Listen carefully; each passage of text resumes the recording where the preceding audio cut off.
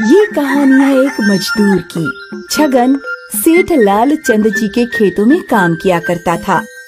सेठ लाल चंद का खेत गांव में सबसे बड़ा खेत था और वहाँ कई मजदूर काम किया करते थे।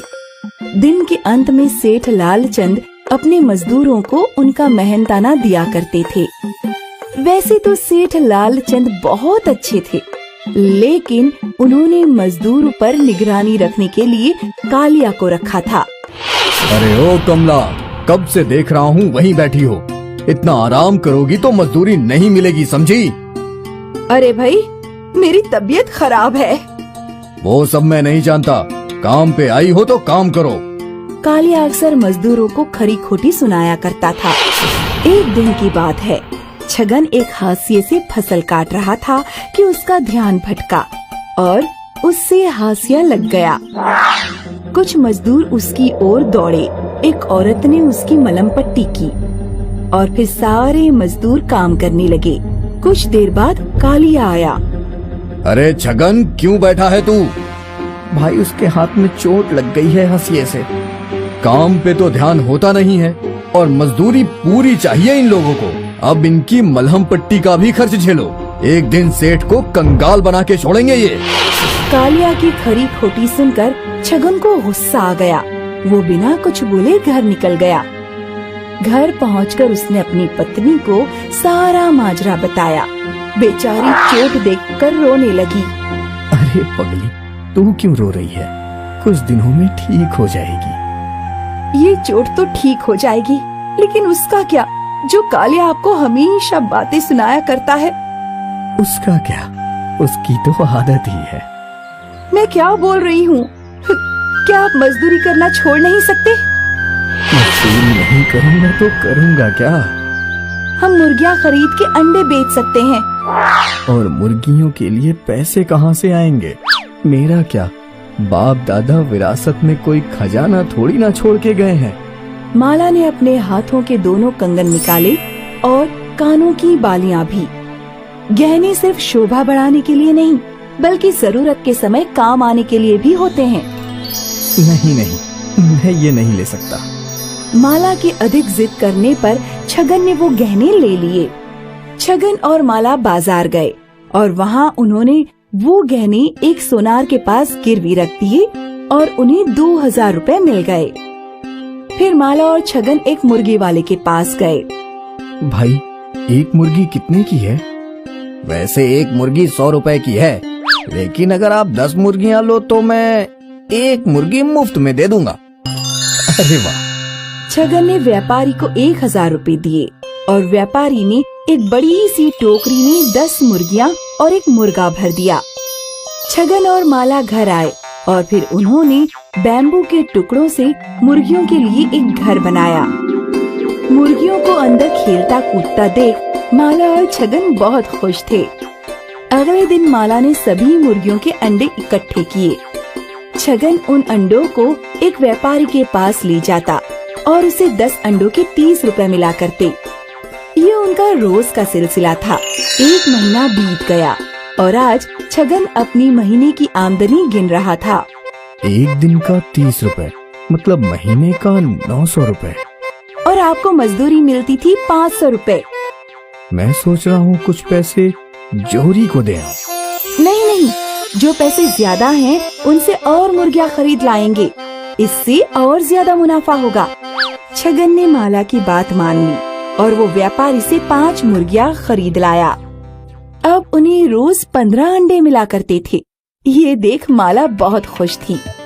अगले महीने जब छगन वापस हिसाब करने बैठा तो हर दिन का 45 रुपए, मतलब महीने का 1350 रुपए। अरे बाप रे! अब छगन को गणित समझ आ गया। अब अगले 3 महीने तक छगन 10-10 मुर्गियाँ खरीदता रहा। अब कुल मिलाकर छगन के पास 50 मुर्गियाँ थीं। अब से रोज उसे 150 रुपए मिला करते थे। ये देख वो बहुत खुश था।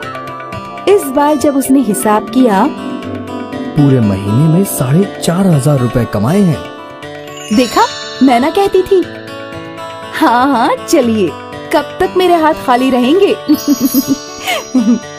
दोनों सुनार के पास गए। 2000 रुपए के ब्याज के साथ 2250 रुपए हुए हैं, ये लीजिए। छगन ने पैसे दिए और जेवर वापस ले लिए।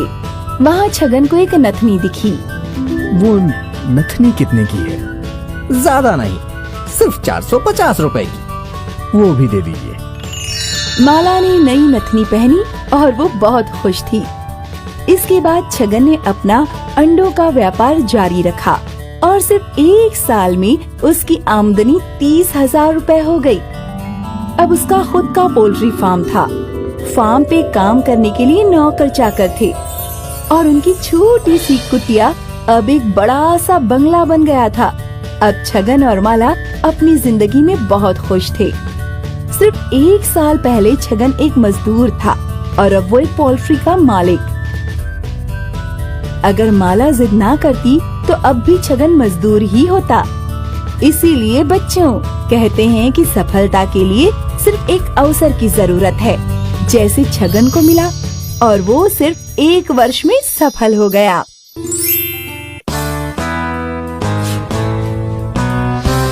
एक गांव में एक शंभू नाम का व्यापारी रहता था। शंभू के पास 40 मुर्गियां थीं, जिनकी वो बड़े प्यार से देखभाल करता।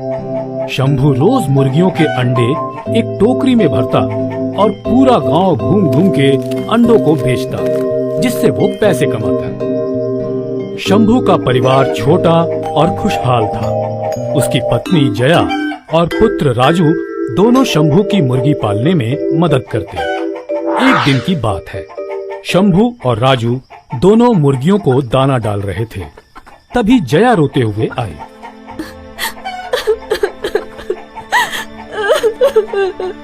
क्या हुआ? तुम क्यों रो रही हो? मेरे मायके से खबर आई है, माँ की तबीयत बहुत खराब है।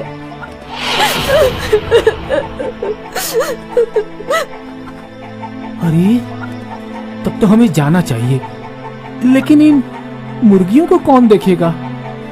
पापा, मुर्गियों का ख्याल मैं रखूंगा।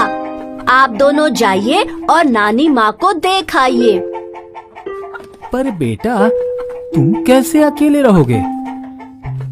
पापा, अब मैं बड़ा हो गया हूँ। अब मैं अपना भी ख्याल रख सकता हूँ और इन मुर्गियों का भी। राजू संभाल लेगा। आप मेरे साथ चलिए। ठीक है। पत्नी के आग्रह पर शंभू मुर्गियों को राजू के भरोसे छोड़ अपने ससुराल निकल पड़ता है। यहाँ शंभू को राजू की चिंता सता रही थी और वहाँ राजू बेफिक्र होकर मुर्गियों के अंडे इकट्ठे कर रहा था। थोड़ी देर में उसने बहुत सारे अंडे इकट्ठे कर लिए और राजू बहुत खुश हुआ। मैंने बहुत सारे अंडे इकट्ठे कर लिए। अब चलकर इन्हें बेचता हूँ। अंडे बेचने के इरादे से राजू एक टोकरी लेकर निकल पड़ा। थोड़ी दूर चलते ही उसे अपनी पहली ग्राहक पड़ोस में रहने वाली काकी मिली।